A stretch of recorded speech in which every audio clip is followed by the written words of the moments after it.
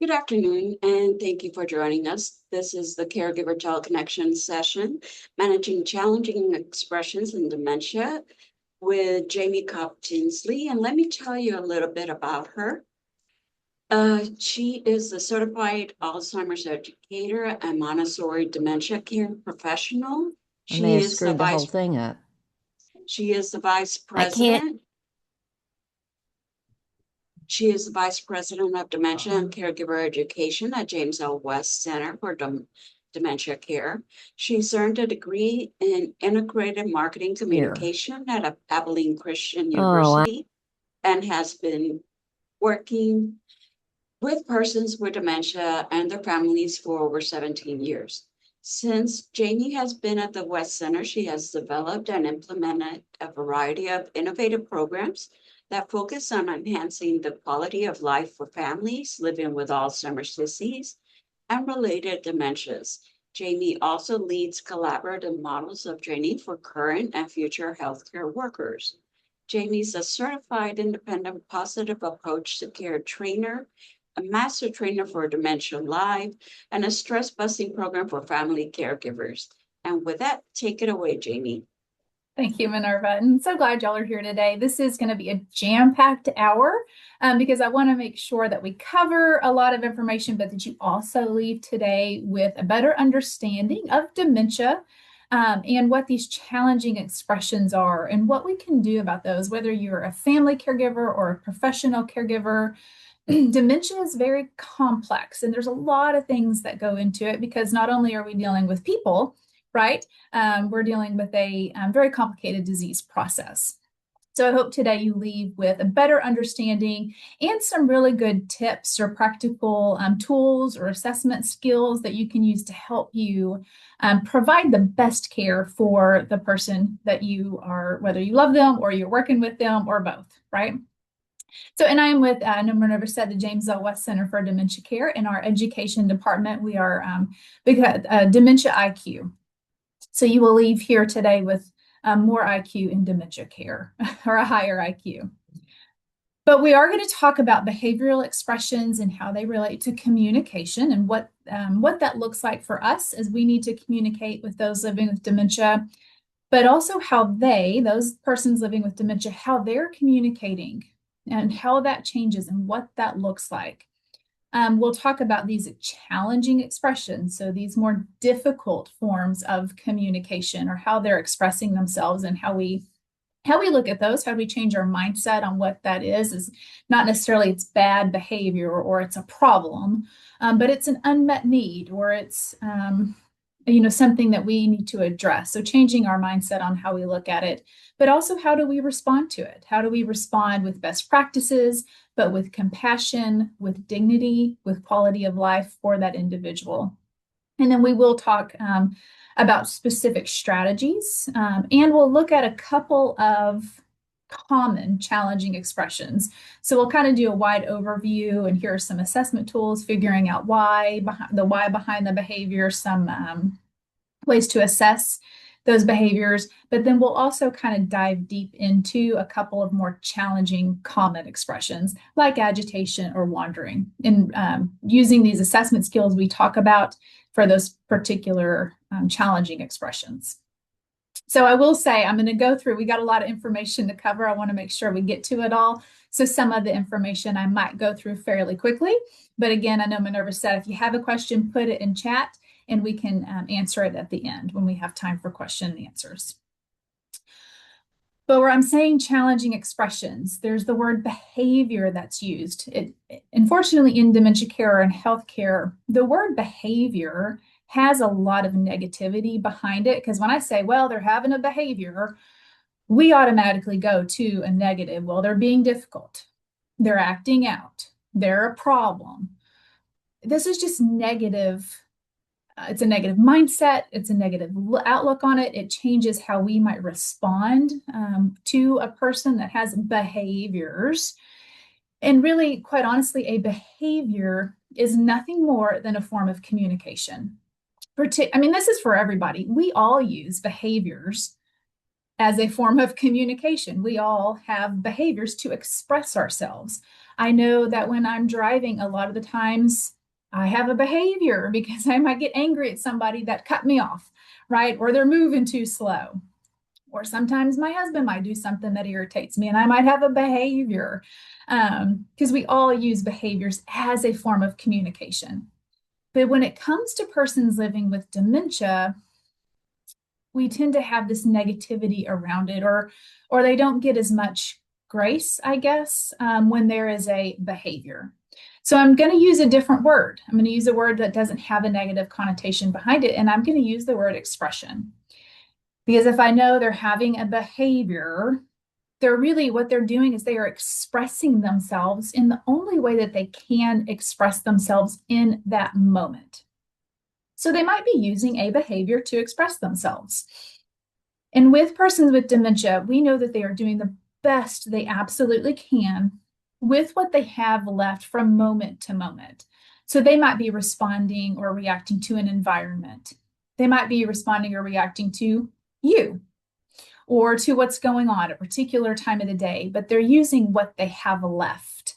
And a lot of the times it may not be a bunch of words they can use to say, hey, I'm just really tired. I didn't sleep well last night, so I'm a little bit on the cranky side and it's really loud in here and it's just getting under my skin. They may not have the words to tell you that, but they are going to tell you in some form or fashion. Because with dementia, their wants, wishes, likes, dislikes, needs, all the things, those don't ever go away. It's how they're able to express and communicate them. That's what's changing. So they might not have the words, but they might act out in a more challenging expression. But they're trying to tell you something. And also dementia is taking away their means to understand what's going on in their environment, to understand how we are communicating with them, what's happening from one moment to the next. And they'll always, no matter what stage of the disease they're in, need to express those wants, wishes, desires, dislikes. Again, it's just how they're being able to tell us what those are. That's what's going to look different. We'll also talk today that some of these expressions may need your attention and some of them may not. Some of them might just be an odd expression, but some of these expressions might be get to a point where we do need to intervene. And we'll kind of talk about, well, what does that actually look like? But again, we want to focus on these challenging behaviors, not as a negative, but a behavior or an expression as they're communicating. They're trying to tell me something, and I'm the one with the healthy brain, so I'm the one that needs to figure out what they're trying to tell me and not automatically jump to, well, they're having bad behavior or they're a problem. We like to say here at the West Center that a person with dementia is not a problem to be solved, but they are a person to love. And a lot of that comes down from us understanding where they're at, how they're communicating, and how we can show love to them. So incidences of challenging expressions, these are just some statistics, but we know that a high percentage of persons with dementia will show at least one challenging expression during their illness. I think that statistic is low because guess what? They're also human beings. And all human beings have challenging expressions at one form or one time or another throughout their lives. Okay. It does break it down there. If you see agitation, both verbal and physical aggression, wandering, delusions, and these are just statistics. And these actually, these statistics are from people that live in a residential community. So it may not apply to you if you're in the home, but in those expressions listed up there, you might have seen them in your loved one or somebody you're working with, or you might not have. And just because it's listed up there, that doesn't mean that your person with dementia will express every single one of those behaviors or expressions. Or they might have an expression that's not listed up there. This disease, again, it's very complex. It's also very individualistic, but this just gives you an idea. I do want to draw your attention, though, to the that last bolded and underlined statement at the bottom there, that 65% of all challenging expressions are during personal care time. And I honestly think that 65% is low also, but we do see a lot of challenging expressions pop up during personal care time or when we are helping somebody with their activities of daily living. And I think a lot of this has to do because if I'm helping somebody in the shower or in the bathroom or getting dressed, it's a very vulnerable time. How we do it can promote dignity or it can take away some dignity.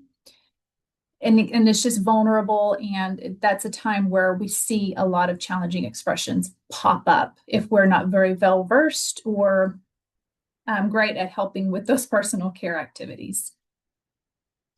And let's think about why this is happening. So let's look at this picture on the screen here, and you can see a comparison of somebody on the left-hand side, excuse me, that is a normal brain. So you're looking at normal brain, it's 3 pounds. So a healthy brain is 3 pounds.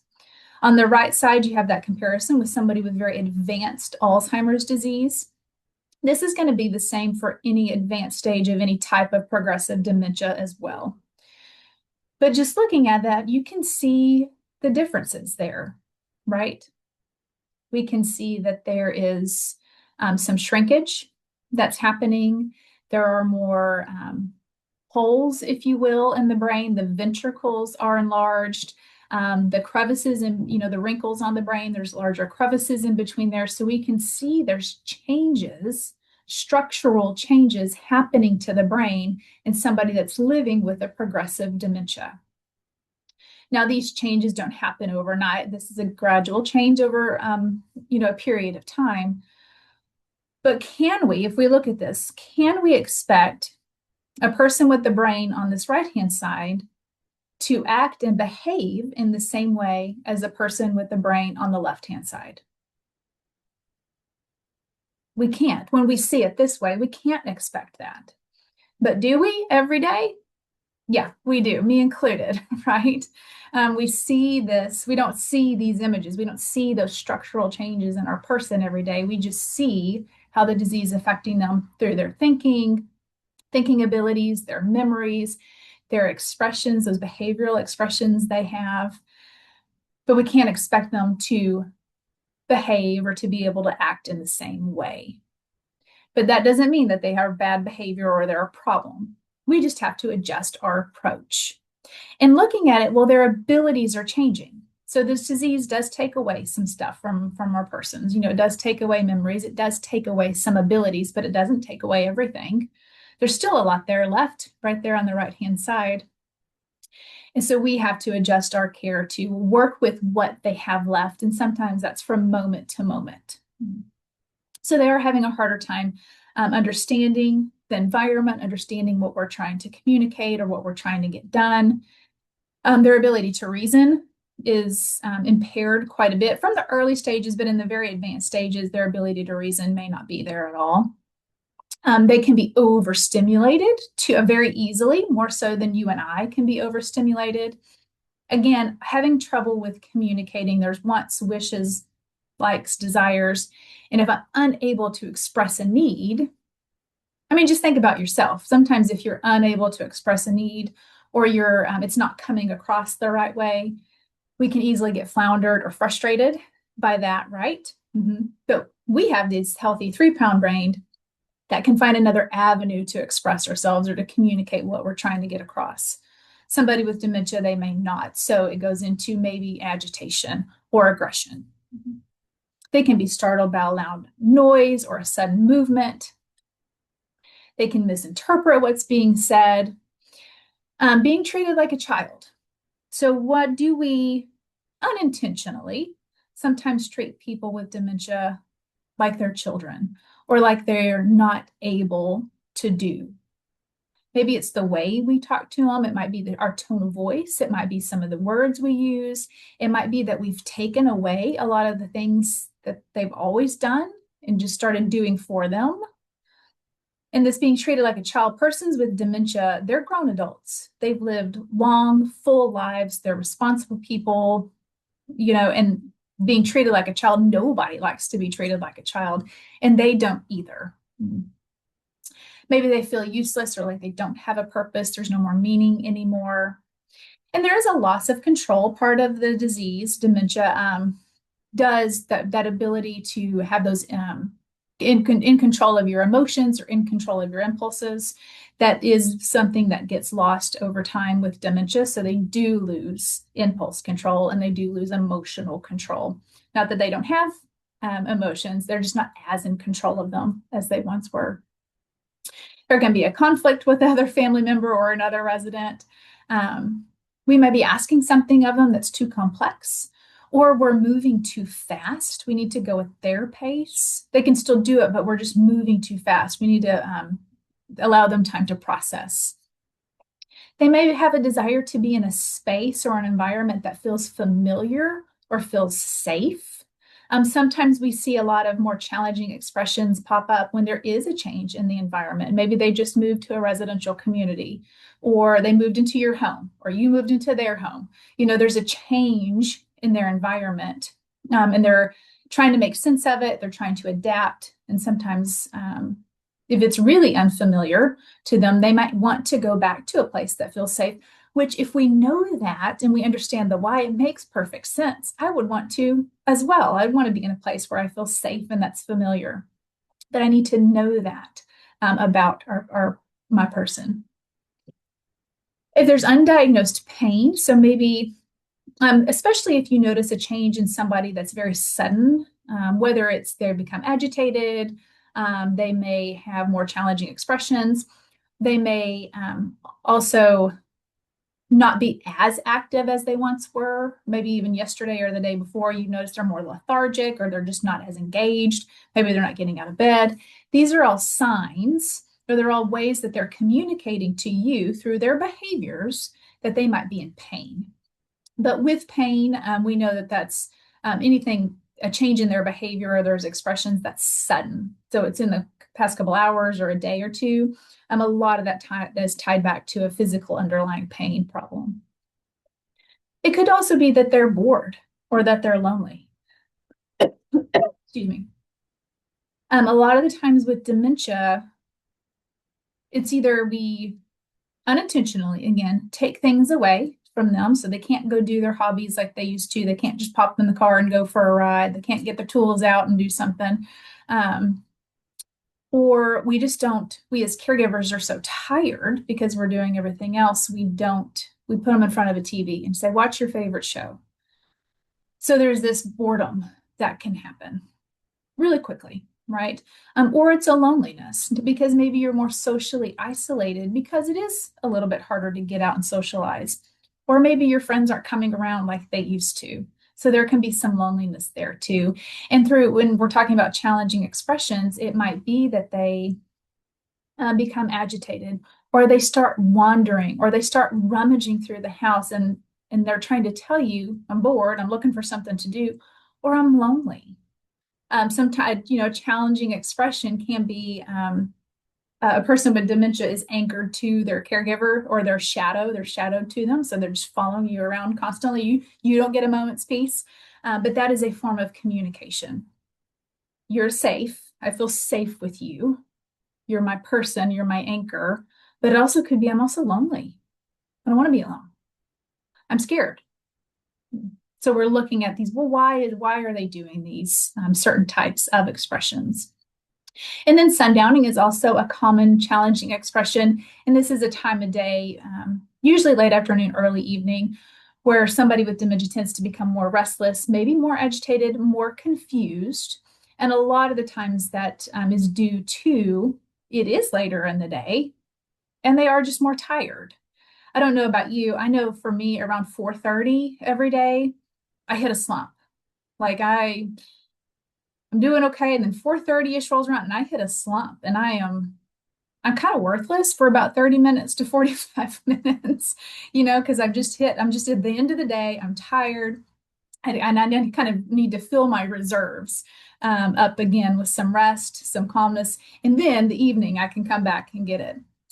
It's the same for persons with dementia. They're just more tired at the end of the day. And now I know, and I can tell you guys, I'm just tired. It's been a busy day. I just need about 30 minutes to rest and relax. And then I can come back with more energy. Somebody with dementia may not be able to tell you that, but they might tell you, I mean, through their words, but they're going to tell you through their expressions. Okay. An expression might be agitation, it might be more confusion, it might be trying to leave and go do something. Right. So here are just a few things I want to point out. These are typical expressions that we see in the 3 stages. So early, moderate, and late stages of dementia. Again, what's listed up here, you may see your person have expressed these.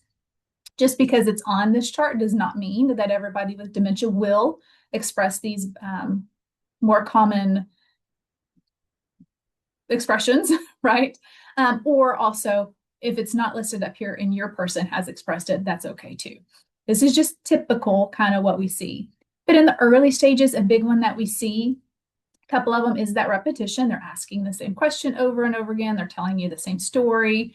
And then you also might notice impaired decision making in the early stages also. They're just having a hard time choosing. They still can choose. We just need to narrow their choices to help them with that. But what I want to point out in this chart here is that right-hand column, those care strategies. And what I have bolded and underlined there for the early stage is normalization. So we want to keep things as normal as we possibly can in the early stages. So we want to keep the routine normal. We want to keep all of their hobbies and all those things as normal as possible. Now, if it's a safety hazard, that's one thing, or if it's a risk factor, we need, that's another story, but keep things as normal as possible. We're focusing on independence. We're simplifying the environment. We're simplifying how we communicate, and we're just giving positive reinforcement. Now, in the moderate stages, as they start to advance through the disease state, there can be some layovers or overlays from early stage typical expressions to middle stage or moderate stage. But you might start to see more agitation. You might start to see wandering come up. In the early stages, they weren't wandering so much, but now they might just be wandering, going to meet former obligations, whether it's they're going back to work, even though they might not have worked in 30 years, or they're going to go pick up the kids, even though their kids are grown. So they're wandering, they're going to meet former obligations.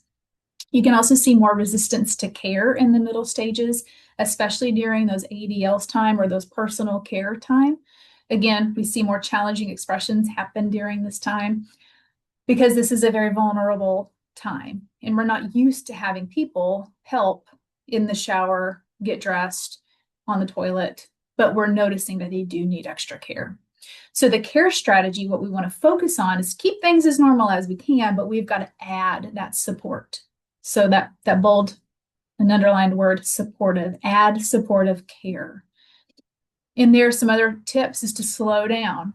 We need to slow down our pace. We need to go about the same pace as somebody with dementia. And this is how physically fast we move. It's also how fast we talk. It's how fast we're getting through an activity. It's how fast we're getting through the meal. We got to go at their pace because that's the only pace that they can go. And we're the ones that can accommodate that. We're going to have to give more hands-on step-by-step instructions. So how we are giving instructions is step-by-step. It's one idea at a time.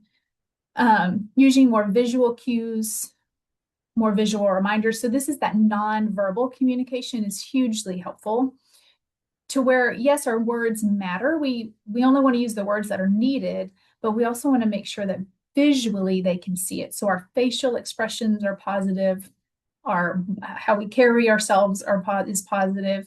But even though we might even visually do the activity or act something out, so we're using visual gestures alongside our words. And it could be something like, hey, we're going to go get washed up. We're going to go wash up our hair. Or let's wash our hands. Or, hey, why don't you take your medicine? Let's take our medicine together. So visually acting it out because they're going to be able to process that a lot faster than just the words. But then you can see in the late stages, as they continue to move through the disease state, some typical expressions. So you will notice they're going to start sleeping more. And this is just part of the disease. They'll sleep more, and when they're awake, they might be semi-alert, having a harder time following instructions, especially multi-step instructions. A 1 to 2 step instruction might be okay for them, but anything other than that is going to be too complex. But the care strategy is to focus on comfort. So keep things normal. So keep the environment and your care team normal. Of course, we're adding more support, but then comfort is key at this late stage, in the late stages. So music, touch as a form of communication, some compassionate touch, focus on their feelings, make sure that we always connect with them. Especially as in the late stages, we are helping them with those self-care activities. They do need full hands-on care. We want to make sure that we have a positive connection with them before we start providing care for them. So those are just, again, some overview things that we typically see stage by stage and some care strategies. But I want to spend a few minutes talking about this ABCs of expressions. And this is a tool for you to use to help figure out the why behind a behavioral expression, and to help me figure out, well, I figured out why they're doing what they're doing or not doing what they used to do, but now what can I do next? What are some care things I can put into place to help either stop that behavioral expression from happening or lessen the severity of the consequences of it, okay? So the ABC stands for antecedent, behavior, and consequence. The antecedent, or it's the activating event. So it's the event that happened right before the upsetting expression or that challenging expression. And then we have behavior. This is where the word expression should go in there, but it doesn't fall under the ABCs. It doesn't match well. So you've got the actual behavioral expression that comes up, and then you have the consequence of that behavioral expression. So this is events that happen after that behavioral expression. And the reason we want to work through this ABC method is because, again, it helps us identify triggers. Well, if I know that, let's say it's my dad, and every day, late afternoon, he starts to become very agitated in the community that he's living in, and starts to go around and he's going through other people's rooms and he's rummaging through people's stuff and, kind of pushes back on the staff. Well, if I know this about my dad, because this is a challenging expression. We don't want him going through other people's rooms or pushing back on staff. So we need to figure out what's causing him to do that. So I'm going to use this method. So maybe I can avoid that trigger, that possible trigger, or I can put stuff in place to help redirect from this happening, or it doesn't. He still might get agitated during this time, but he might not be pushing back on staff, or at least I can stop him from going into other people's rooms if I figure out the why, okay? So this helps us to decode those behavioral expressions so we can come in with good care strategies. So our first thing to do is really start asking questions. So we're going to be a detective. What are these questions that we need to ask? So it's really, what's happening? So I know, around 5-ish, 5:30 every day, Dad becomes really agitated. He's pacing back and forth. Again, he's going through other people's rooms, just opening doors. Maybe he's going through their drawers. And then as staff tries to redirect him, he verbally gets aggressive with them, pulls back, pulls away from them, maybe even pushes a staff. So that's what's happening. Well, then we want to ask ourselves, well, what's happening before all this? Because the rest of the day, up until then, Dad's perfectly pleasant. He cooperates, he's fun to be around. None of this agitation comes up until later in the afternoon. So is there something that happens right before this? How long has it been going on? Is this a new challenging expression for him? Has it been going on for several days? Has it been several weeks? It's really asking these questions. Is there a particular place that it happens? Is it always in the living room? Is it in his room? Is it outside? What's going on at that time? Are there certain people involved? Is it always when it's this one particular staff member that's there? Again, is it a certain time of the day? And what has made it worse? Because we've tried stuff, right? And what has made it worse? So we've tried to come in, staff has tried to grab him by the arm and take him out of other people's rooms. Well, that made it worse because then he did become more physically aggressive. Well, so that made it worse. We don't want to do that. What's another approach? And here are some other questions to ask. And again, you're going to get these slides, but these are just a list of 6 questions and sub-questions to help us figure out what's going on. So who are they as a person? And this really comes down to preferences, pet peeves, what is their past? So their history and their personality. What did they do for a living growing up and even into their childhood? Did they grow up on a ranch? Did they grow up on the farm? What is their past? Because their past 90% of the time can inform a challenging expression, or it really can inform what's a great care strategy or a redirection technique. And then we want to see, are there certain life patterns? Is there a personality thing? Have they always been really introverted and now they're around a bunch of people and they get easily tired? Just asking these questions. We do always want to ask what the level or stage of dementia they're in.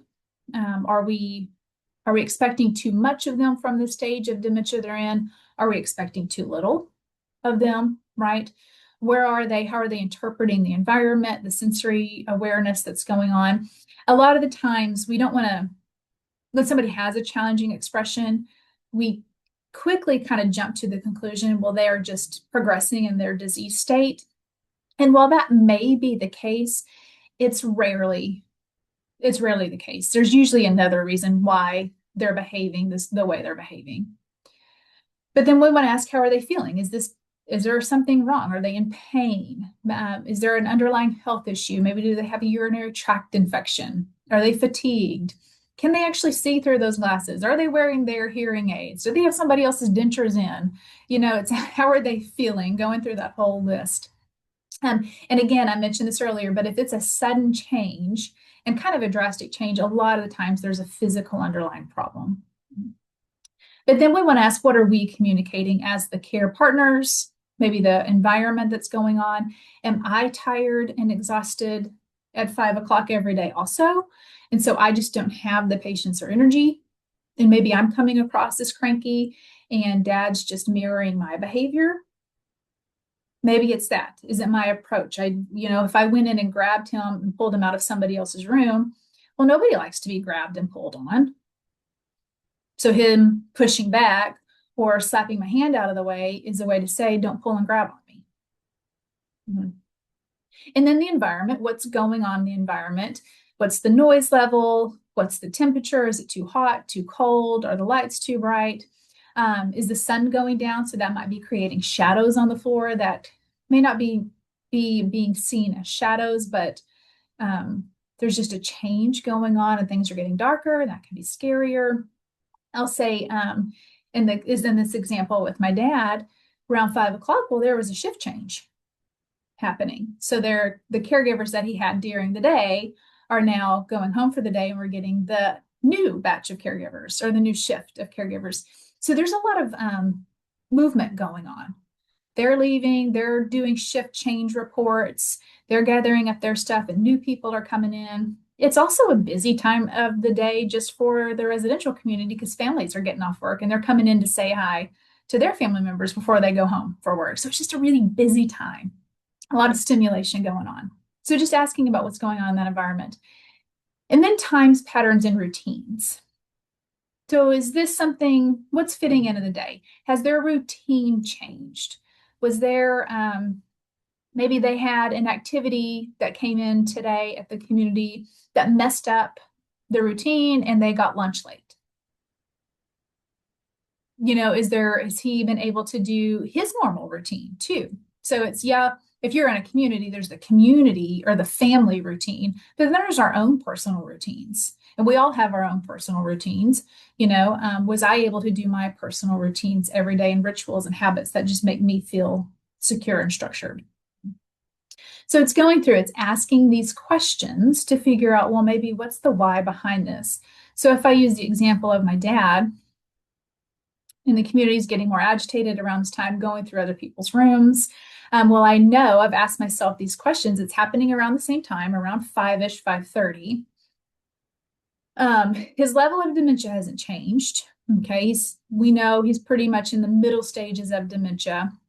We've assessed him for any pain. We've done a UA test. We've assessed for any of these things. We made sure he's not in pain. talked to the nurse and the doctor about it.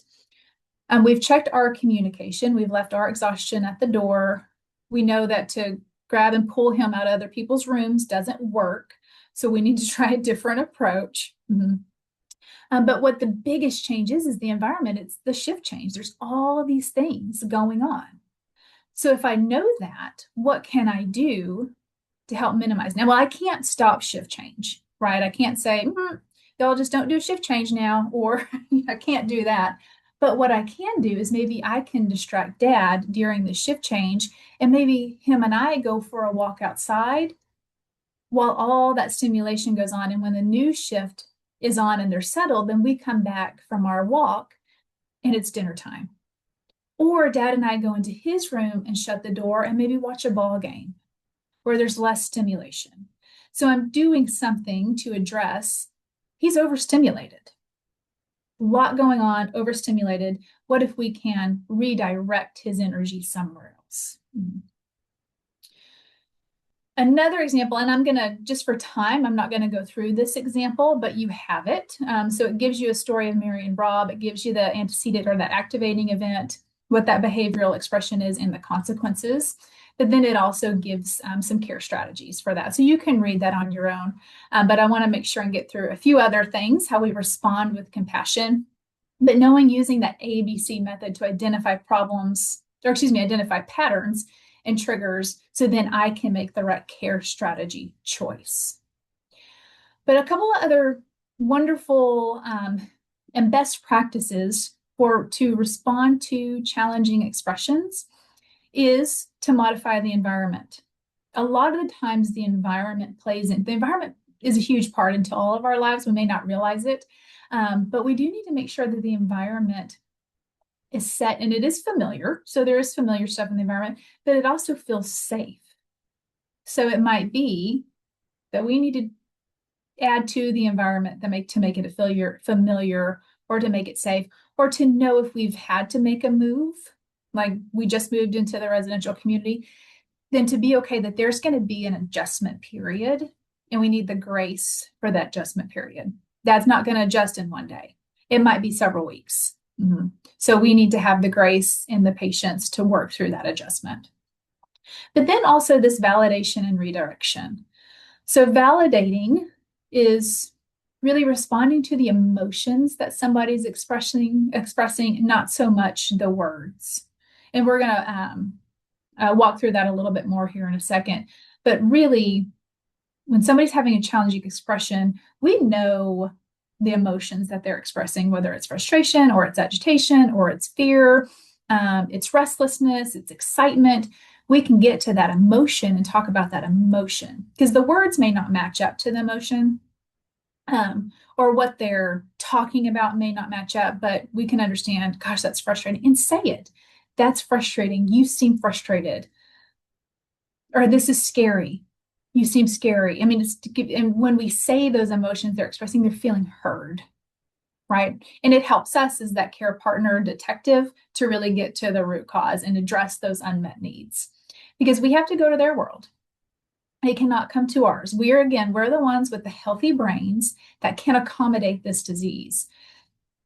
They can only do with what they have left in that moment.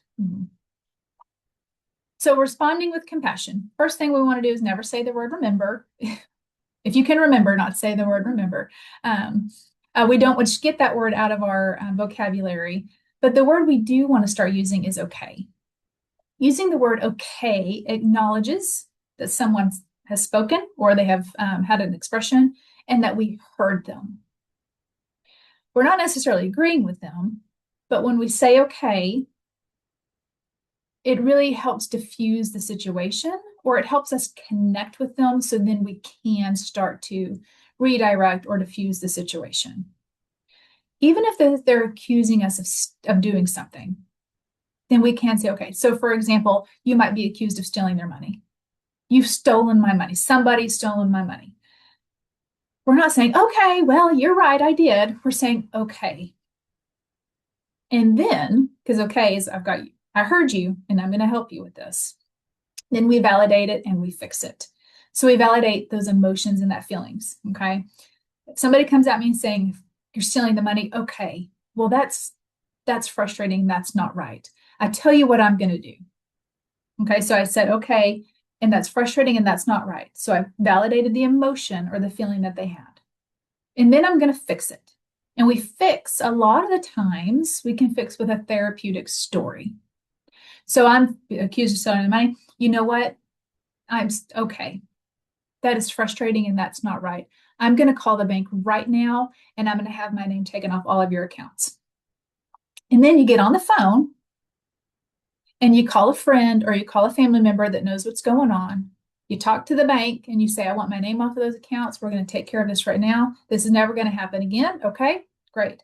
Well, I took care of that. Thanks for bringing it to my attention. Let's go start dinner. So I validated, I fix, and then the next thing we're going to do is distract. Okay, but we have to go to their world because they cannot come to ours, and we don't need to get emotional. We just need to fix it. Mm-hmm. If they're looking for somebody that's passed away, this is also pretty common. They're looking for a parent or a spouse that maybe passed away a long, long time ago. We don't want to say, well, they died a long, long time ago, because in their world, in their reality, they're looking for their loved one. And to say, well, they died a long time ago might be the first time they ever heard that. But we want to use something that might fit. Oh, I forgot to tell you, they went on a long golf trip.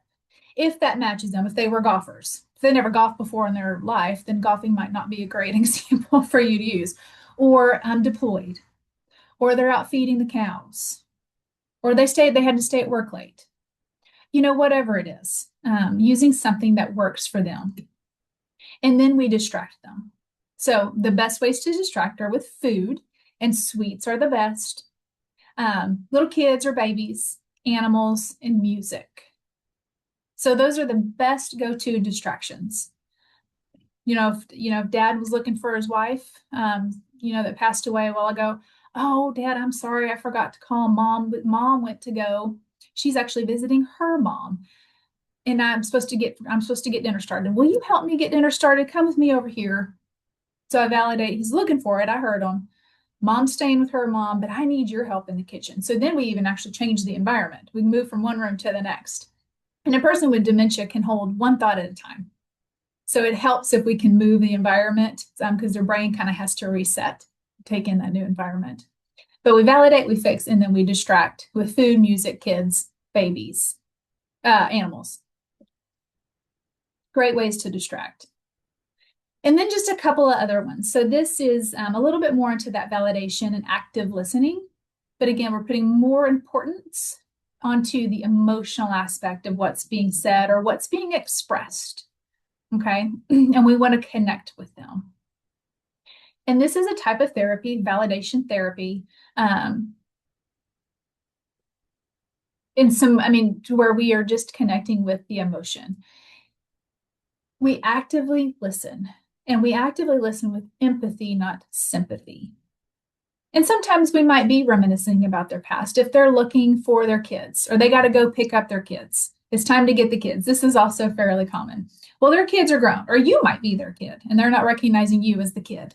Okay, but you say, if it's Dad, well, Danny, yeah, oh, your kids sound absolutely like delightful people. Tell me more about your kids.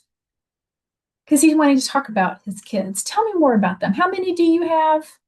Oh, yeah. Oh, their daughter sounds lovely. Tell me more about you. Just starting that conversation. Tell me more. And to get them talking about a positive thing they want to talk about, right? And then responding with compassion. So these are purposeful activities for quality of life, because I talked about maybe they're having a challenging expression because they don't have a sense of purpose. Or maybe they're lonely or they're bored. It's very important for us to fill their time, their days with purposeful activities. Sometimes what we do, and I mentioned this, is we're tired. So we put them in front of their favorite TV show, which is fine. That's not a bad idea, but not all day, every day. Just like it's not good for you or I to sit in front of the TV all day, every day. Right? We need to do things that fill our whole person, because we're doing activities that we enjoy. We have leisure activities. We have physical activities we're doing. We're having rest and restorative activities. that we put in our own lives, and we need to help continue to do that for our persons. And they don't have to give up all activities that they've enjoyed their entire lives. Let's say your loved one was a golfer. Okay. Now they might not be able to go out and play 18 holes of golf by themselves, but can you do putt-putt? Can you go do a couple of holes of golf? Maybe you put in your backyard a little, you can buy them little makeshift greens that they can go out and do golf, fairly cheap, something you can put in there. Or they even have like the, I call them office putters and golf. You can put it in an office, but you can put it in a room where they're just putting at the golf into the hole, the golf ball into the hole. So they can still do their activity. Is it modified? Yes, absolutely.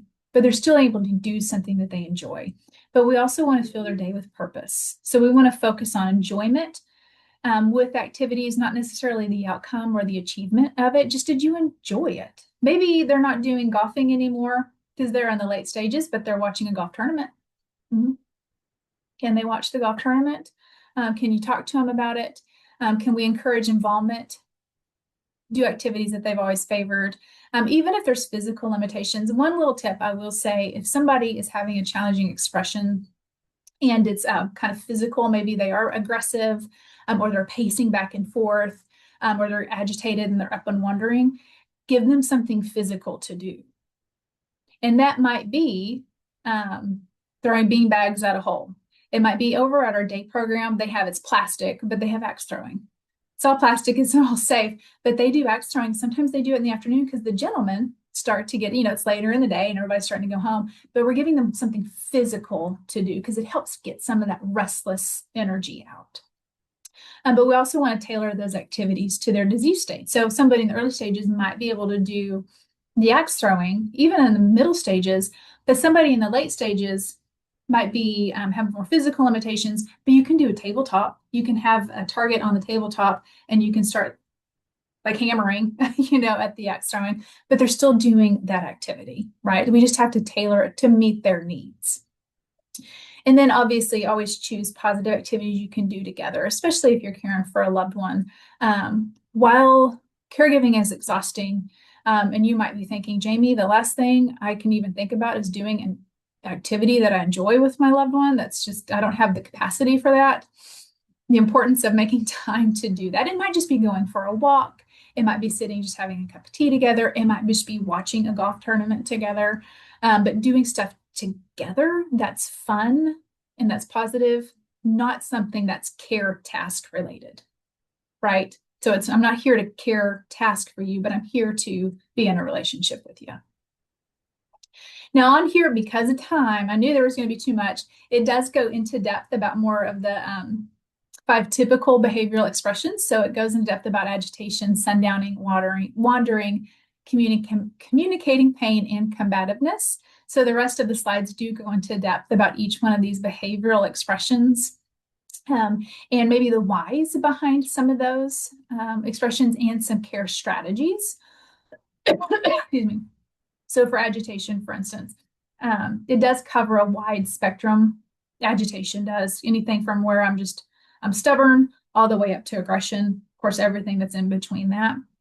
Maybe why they're not as in control of their emotions. They're trying to express an unmet need. We don't want to make a bigger deal about it. We need to stay calm. So this is where our nonverbal communication comes in.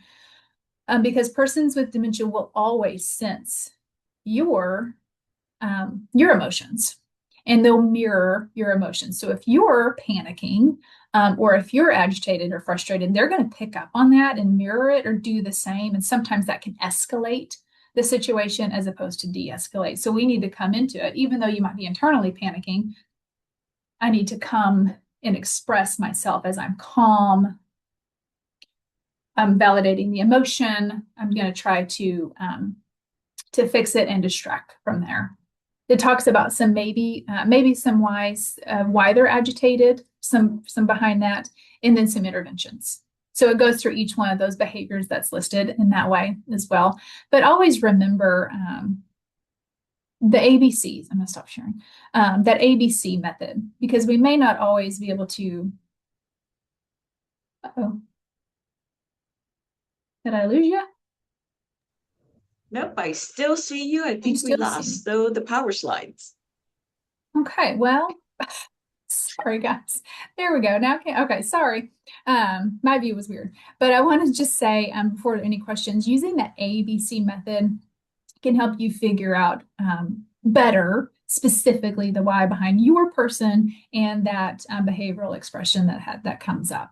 Helps you. It has all those questions. It helps you walk through the particularities and the complexities of what you might be dealing with.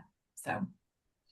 A lot of information. I know I didn't get through all of it, but you do have those slides and you're always welcome. And my contact information is on those slides to reach out if you have additional questions or anything else you want to brainstorm out. But I did want to leave time for questions or if anybody wants to share anything also. All right, everyone, if you'd like to ask a question, please raise your hand or go ahead and unmute yourself. Type it out in the chat box. Uh, one one question I did think of was, what activities can you do or have them do to help with boredom?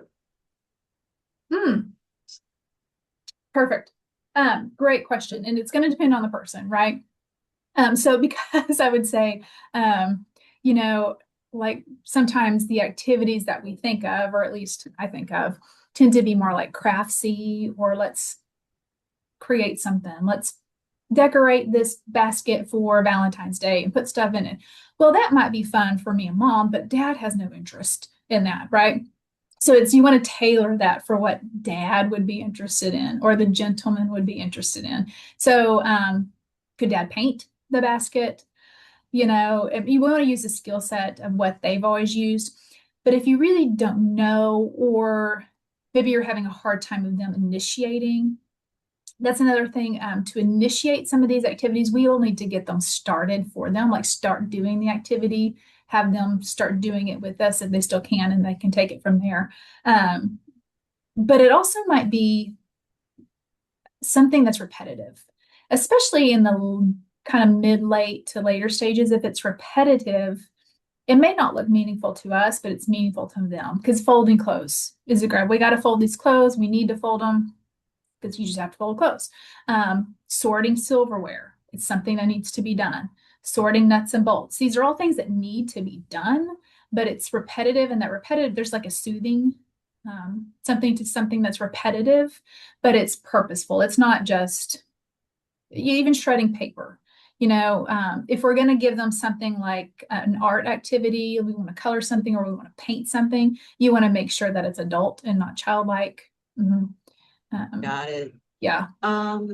We have some comments. Okay, hold on. Denise says this was great and excellent information. Luann says, how best is diffuse my mom when she is swearing at me? Yeah. That is going to be, you just stay calm and collected. And you can say, Mom, I don't appreciate you using those words. But with swearing, like cuss words and even insults, racial slurs, sex talk, a lot of the time is they're not aware that they're using those words. They're just the words that they have left to use. Because those swear words and insult words are stored in a different part of our brain that stay longer with somebody with dementia. So it's not that they're trying to be hurtful and they're trying to call you bad names and hurt your feelings. It's just that's the only words they have left to use. Even if they never used them ever before in their life. We all know cuss words. We all know racial slurs, whether we choose to use them or not. They're stored in a certain part of our brain that stays longer with dementia. And when I am not as in control of my emotions because of dementia and I'm agitated, I can only pull from what I have left. And sometimes it's those harsh words. So don't take it personally. That's great. That is advice. Don't take it personally because it's not a reflection on you or a reflection on them and their character. They're just using what they have left. But we just stay calm and collected. You can't say I don't appreciate those words. See if that changes anything. Probably won't. But just keep that calm, collective, validate, fix, distract. Very helpful. And you have to also remember or tell yourself, this is the disease. This is not my loved one. Right. That sometimes helps take the sting off. Okay, I'm going to start the poll. Please answer. This is how we know if you like the presentation, if there's anything you'd like to see in the future. It won't take you that long. Kim had another question. Give me help for how I maintain my composure when I feel like blowing my top because she'll fight me so bad and it hurts. Yeah. Mostly with changing her in bathroom with very advanced Alzheimer's. Occasionally it happens. Yeah. Yeah. Um, if you feel like you're going to blow your top, step out for a minute, as long as they're safe. If you're in a position to where you can step out for a few seconds, do a few deep breaths. If you can't, do a few deep breaths there. Deep breaths, like deep abdominal breathing, helps. It stops the stress response in our system, so we cannot release cortisol in that moment. So it gives me a few minutes to either not blow my top or to think of something else I can say. But then I would also go in, if it's in the bathroom, I always come in with music that's fun. I come in with aromatherapy. What can I do proactively for myself and for her, for mom, to not get to that point. But you know what? Also giving grace for yourself when it does get to that point, because it has, and it will again. But you have to have grace for yourself that this is not something neither one of y'all ever wanted. And each day or even each situation is going to be different. But deep breathing is an automatic, it stops that stress hormone from being released. And at least I can compose myself to not blow my top, or it can help me think of a different direction. That's very true. Rebecca put, my mom is living with me. Every time I take my mom to her house, she mentions that someone is breaking in her house. She mentions stuff is left everywhere when I know it's not happening. Would Yeah. that be more like delusion or? It could be, or it could be I really don't know. It could be that she really does believe, she does believe somebody's breaking into her house if she says that. It could be that she's remembering her house is not as familiar as it used to be because she's going back in her past. So even that house might be in her past. She might be even moving back into her farther past. So she's expecting a house from maybe her childhood, but it's melding or meshing with this one. So things might not be where they're supposed to be. So in just a natural conclusion, well, somebody broke in and stole something, as opposed to, well, I have dementia and my worlds are mixing, Yes. So it could just be that.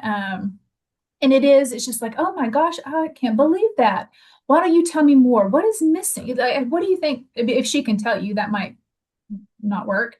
What's missing? Or let's make sure and go through and make sure we have everything here.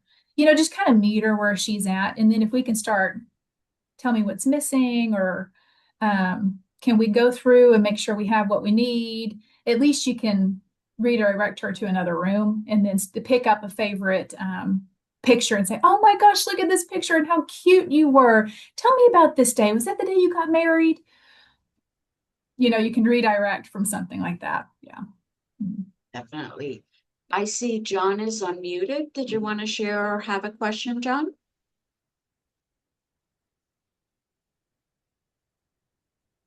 No, I'm Hello? sorry. I didn't mute again.